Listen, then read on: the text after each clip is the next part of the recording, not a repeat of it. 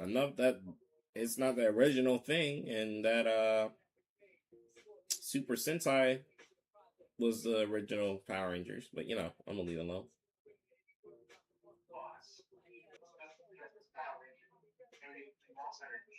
Usually they're chosen. Sometimes I don't know. Depending on what story, I think usually they're chosen. But yeah.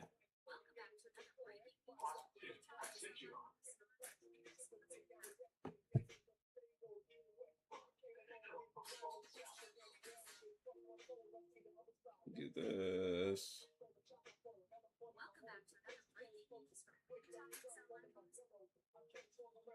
Here we are. Gotta make sure everything's right.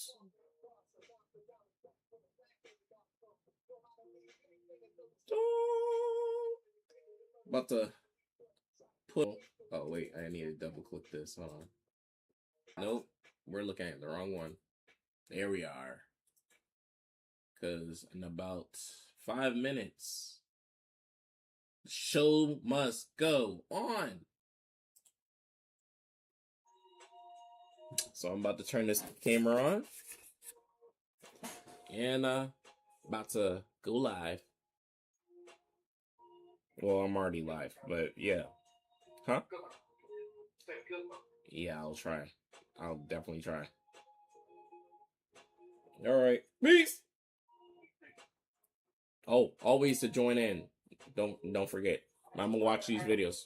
That have seen like some of the new stuff about like the 3 separate trailers and all that kind of stuff, they're like having crazy reactions online because they're like, wow, this is so different than what Marvel has done in the past. This is so different than even Endgame. And I would tell you, yes, and that is true. And I'm hearing that's by design. And frankly, I think Marvel needs it. I mean, frankly, I think the entire genre needs it. This is an important and pivotal movie for the entire genre. Let's be honest, Marvel's kind of been on a fall off. A lot of the Also, welcome back to another episode of Wavy Talk XL. I'm your host, your mouse. So, we're doing both. Let me do this. Hold up. Oopsie. We're gonna do welcome everyone. Everyone who's watching. If those are not, I don't know. Don't know what to tell you. But come by, stop by, do your little thing, do your little dance, I'm here, always here. I'm probably gonna be like doing like more. We're gonna watch this right here. It's they have recalibrated behind the scenes, right here. And they are leaning in to a lot of stuff from the Infinity Saga. Obviously, bringing RDJ back, but bringing other actors and actresses back as well. Doing the Fox X-Men thing. I'll discuss some of the early reports just to have context for how that conversation has changed and take you into the very newest stuff, which is blowing my fucking mind. So originally, Chris Gore was talking about this trailer, and he was talking about it as not being a teaser trailer. But I want to be very clear. What Gore was mentioning over on the Film Threat YouTube channel was that they're going to show you RDJ. And they're not just going to show you RDJ as Doctor Doom. They're going to show you RDJ as Doctor Doom using magic, doing battles, like actually kicking some serious ass. Which, before you know it, they do it, and then they just stomp the shit out of his face. Like, they just stomp the mess out his face. Like just dog shit. Like, it's just this mad Levi stomping on that person's face. Like, they just kick him, and then just kiss my ring, blah blah blah, and then he just put him belt to ass, and then said his little dialogue, and then the rest is game. Honestly, I forgot who this person is. Hold on.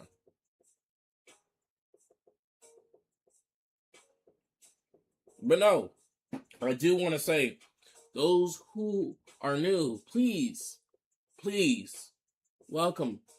Feel free to be comfortable. And enjoy the show. Oh shit, it's about to show right now. But we're gonna watch this, till it comes on.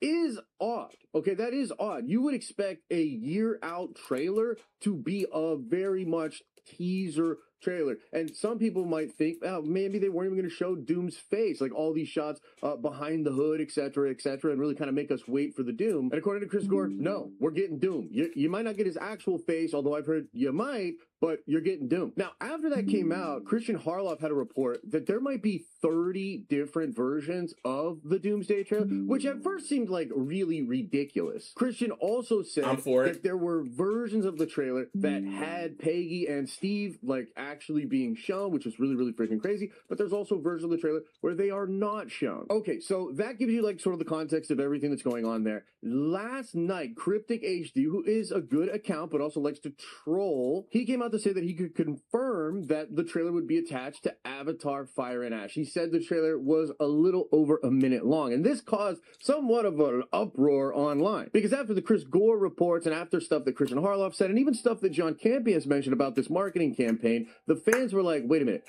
a minute-long trailer attached to Avatar Fire and Ash? That does not seem as cool as it could be. Now, first thing I want to say is that's probably true in a sense. There were other leaks that had mentioned this trailer at around the 1 minute and 45-second mark, and there was even a description that describes it as a teaser trailer, but describes like all this crazy stuff you're going to see, like Doom over a grave, Doom talking about this eternal prison he's been trapped in and how he's going to break free of that. And I'm telling you all of that because even if this trailer is just a singular trailer that's a little over a minute long, that is pretty close to the minute 45 leak that had come out. And if that leak is true, this trailer is going to be full of insane stuff. And for the record, most people that have seen this trailer or heard about it are losing their freaking minds. I talked about this on stream and over on our Clips channel. Which, by the way, I'm going to go live like right after I upload this video. So if you're watching this video in the first 20 minutes, hour, even maybe hour and a half, go over to the live streaming channel where I'm going to be diving even more deeply on all this stuff with the trailer, as well as talking about some other crazy news. But I've said this on stream over there. But guys,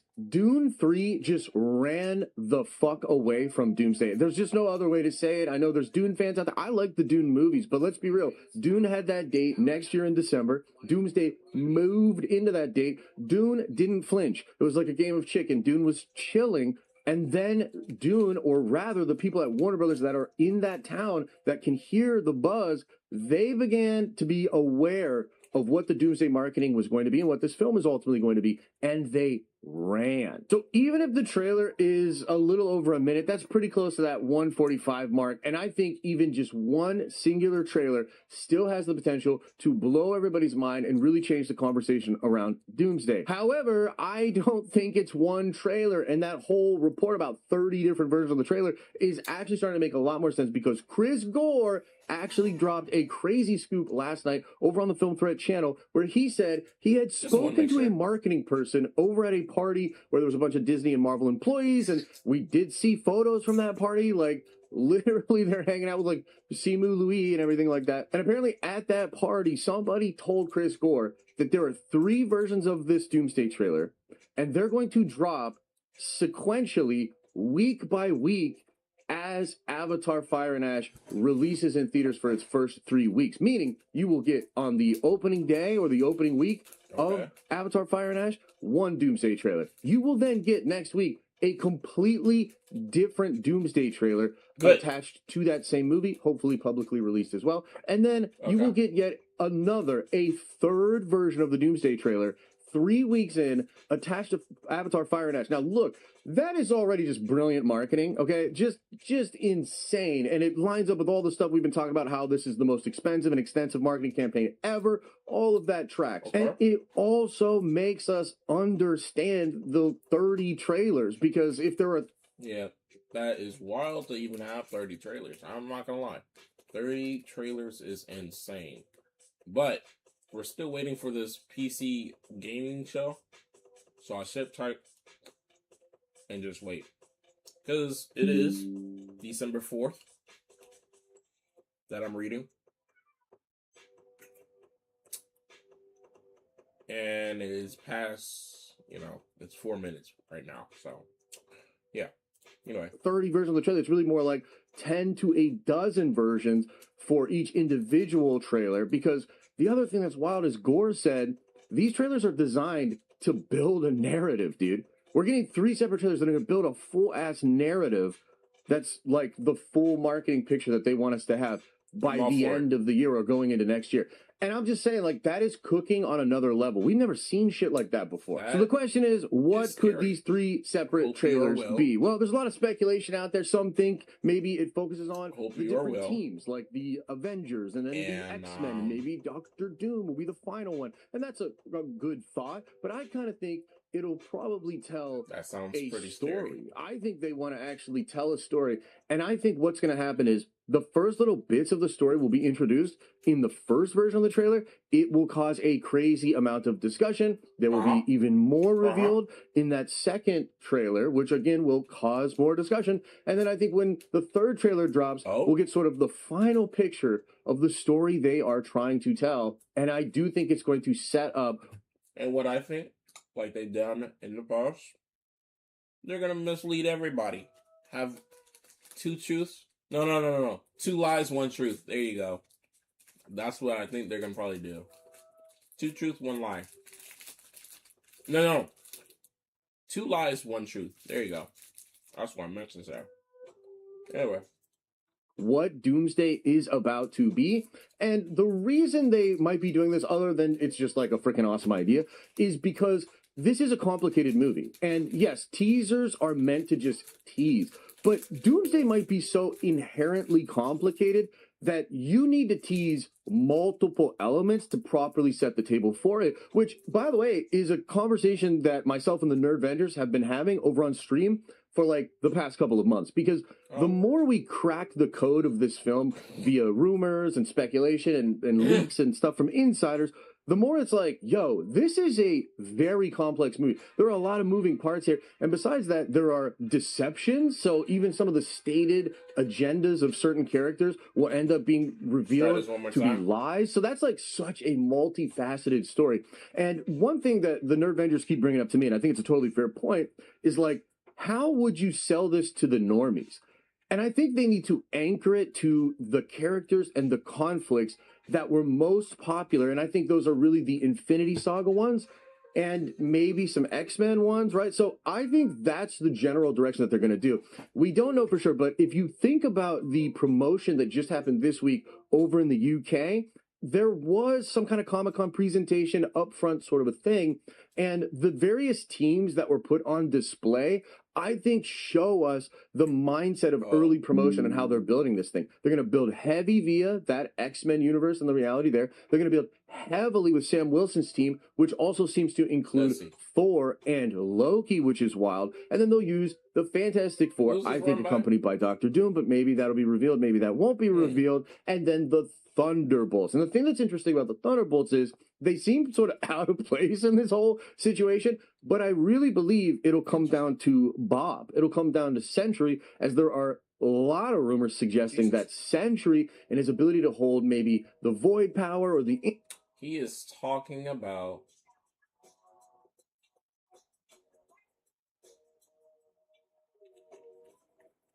That's pretty cool.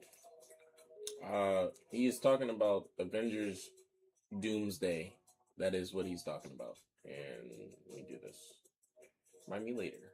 Antimatter power and life force energy or creation energy or the sort of golden energy, that makes the Sentry a very important piece of the puzzle that Doctor Doom is trying to solve. So that's pretty cool as well. Some people have been asking me, like, do you think there's going to be a lot of action in this trailer? And I'm like, yeah, dude, I really think there's going to be a lot of action. The Russo brothers cook with action. Their movies are really complicated and good, but they're pushed dynamically from action sequence to action sequence. It's actually just one of the best things they do. I think it's why they're such a good fit for the comic book movie genre, because they understand that and they're going to push the pace with the action, etc., etc. And I expect there to be a lot of action in Doomsday, like a lot of action in Doomsday, guys. And remember, they delayed this movie 7 months, but they never stopped shooting it. It's not like they delayed it, recalibrated, and stopped shooting. They shot through the whole thing. That means certain shots, certain sequences have been locked for 6+ months. They're just doing work on them.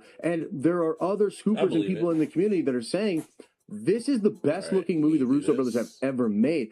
I think that's an important part of the puzzle as well, because yes, there's spectacle, crazy characters, twists, and action, but it's also going to look better than anything we've seen in Marvel in a long time. Sign me the fuck up. And I think a lot of people will literally sign the fuck up after they see these 3 trailers. All right, that's enough yapping for me. I'm clearly very excited about this, and I will be doing coverage of every single trailer and doing streams, breakdown videos, etc. Like, dude, we're in the doomsday now. But again, if you're watching this very early when I've released it, come over to the streaming channel, man. We're probably talking about this right now, probably fielding questions, speculating with chat, having a good time. Appreciate you. Thank you for watching this video. All right. The former Black Widow herself, Scarlett Johansson.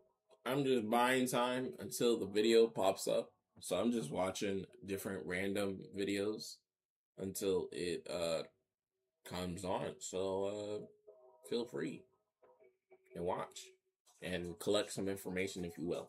So this one's about Scarlett Johansson joining the Batman. But you know, this might be boring. Maybe not. I don't know. Who knows? You know, whoever Johansson is set to join the cast of The Batman Part 2. And per reports, it seems to be a done deal, and there's now even some reports in regards to who she might be playing. Poison Ivy. So over the last 24 hours, the entertainment industry, especially the comic book side of it, has been buzzing with the recent news, which began as she has entered final talks to she's definitely set to join the Batman Part 2. And of course, we are talking about, once again, Scarlett Johansson, Marvel's former Black Widow. Now, in case you don't know what's going on and, what's been happening, we've heard that the Batman Part 2 is going to go in a slightly different direction.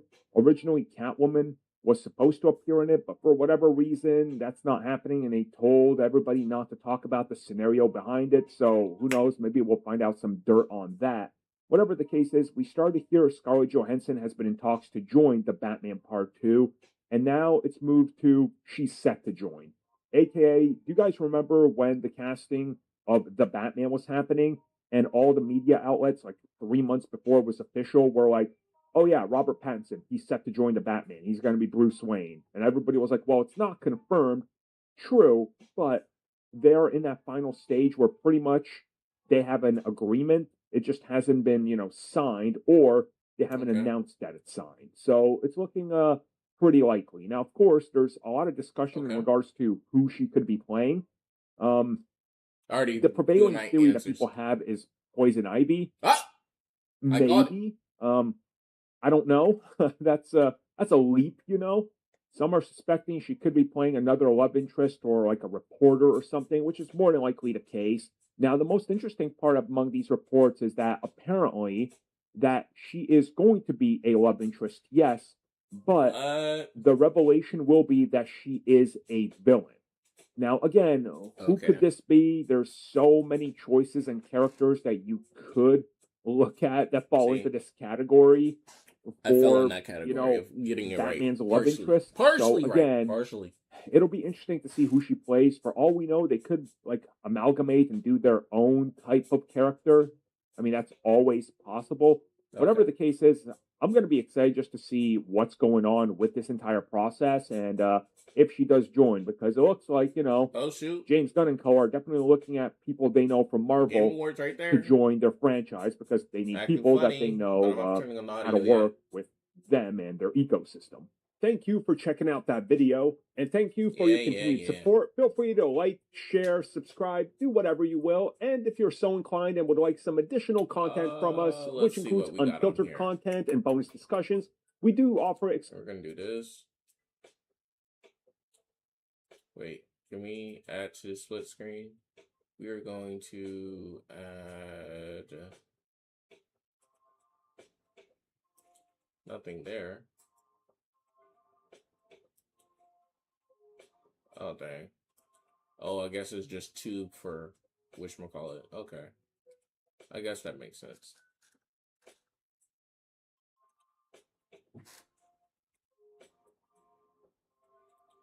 Current. Let's see what this is. In a cohesive way. Seadream 4.5 has also heavily improved in terms of text rendering, even when working with small text and on designs with typography. So you can now create incredible looking signs and posters within your image generations, and also infographics, of course, and make changes to current assets you have, and do things like content creators, artists, critics who've collaborated to pick the top 25 most stellar upcoming games. But this year, they're more than just a council. They are a galactic council. See, in order to keep free of distractions while sifting through hundreds of up-and-coming games, the council have taken up residence here on a ring world, like the kind you see in Halo or Halo 2. And when they're done deliberating, the council will transmit their most wanted data to the most reliable and courageous spaceship commander in the galaxy, Frankie Ward. Are you there, Frankie? Midas? Not sure if you can see or hear me. Okay, really since it's not completely on and we got 15 minutes, we're going to continue watching whatever I was trying to get into. Apparently we got 11 Labs has a new AI better than or is Sea Dream 4.5 came out an hour ago, so we're gonna localization with a single prompt. And that's actually one of the areas that I want to talk about because that's the area I'm most impressed by, but it's the precise image editing you can get when using an image reference with a prompt. And I'll compare it to Nano Banana Pro in just a second, but first let's take a look at these. With Sea Dream